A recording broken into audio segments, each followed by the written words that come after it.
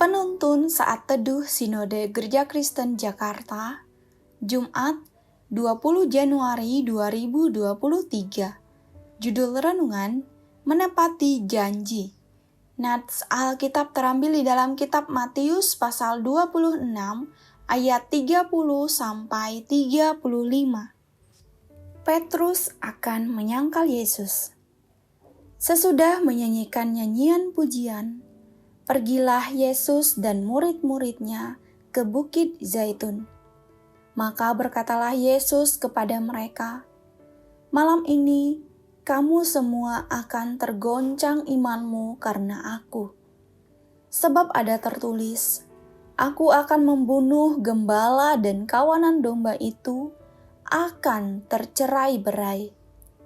Akan tetapi sesudah Aku bangkit, Aku akan mendahului kamu ke Galilea." Petrus menjawabnya, "Biarpun mereka semua tergoncang imannya karena Engkau, Aku sekali-kali tidak."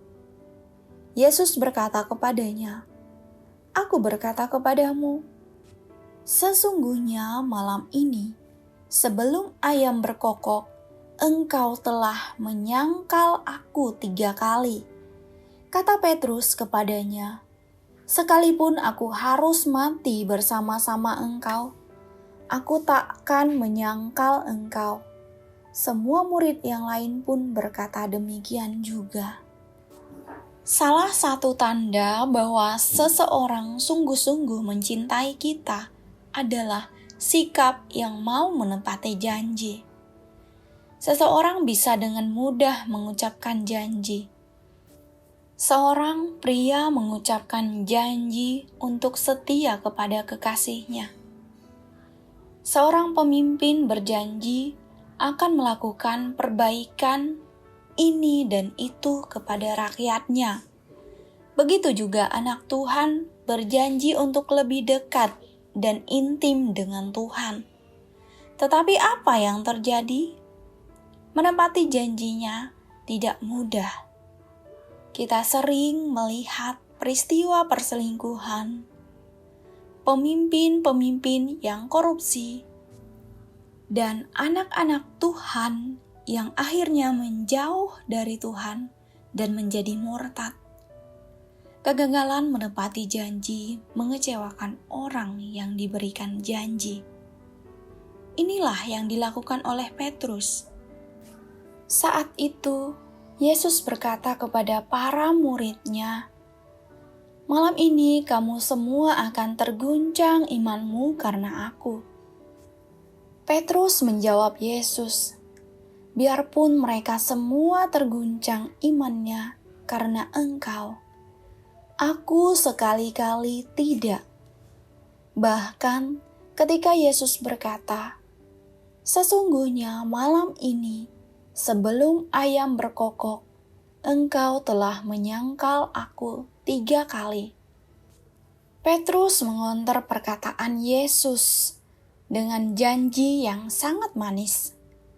Ia berkata, "Sekalipun aku harus mati bersama-sama engkau, aku takkan menyangkal engkau." Janji itu bukan hanya diucapkan oleh Petrus, namun juga murid-murid yang lain. Ayat 35. Pada akhirnya, saat Yesus ditangkap dan diadili, para murid meninggalkan Dia dan melarikan diri. Ayat 56. Petrus juga menyangkal Yesus 3 kali. Ayat 69 sampai 75. Ironisnya, apabila Injil Matius dituliskan secara kronologis, berarti para murid mengingkari janjinya dalam waktu yang begitu cepat.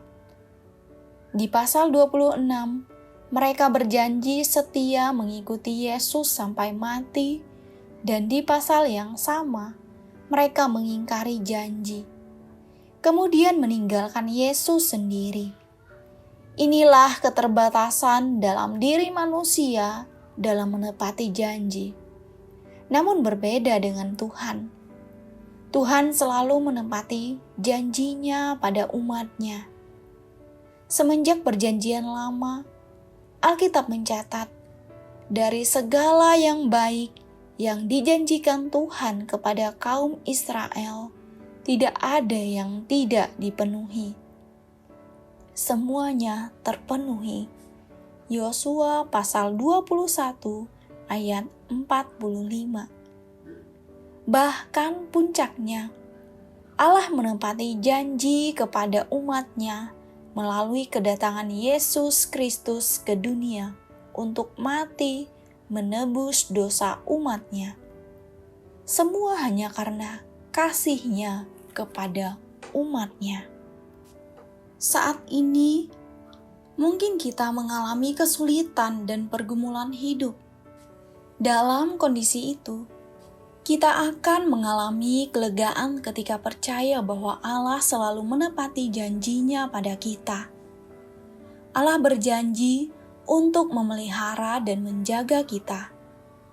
Ia memberi kita harapan di tengah keadaan yang mengecewakan. Sekarang, bagaimana dengan kita?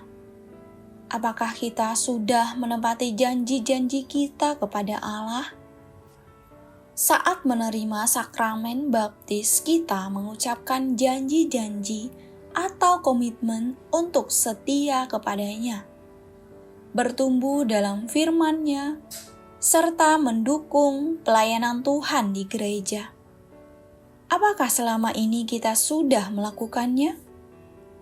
Jika kita mengasihi Allah, maka kita menepati janji kepadanya. Allah selalu menepati janji-janjinya karena kasih-Nya pada kita. Amin.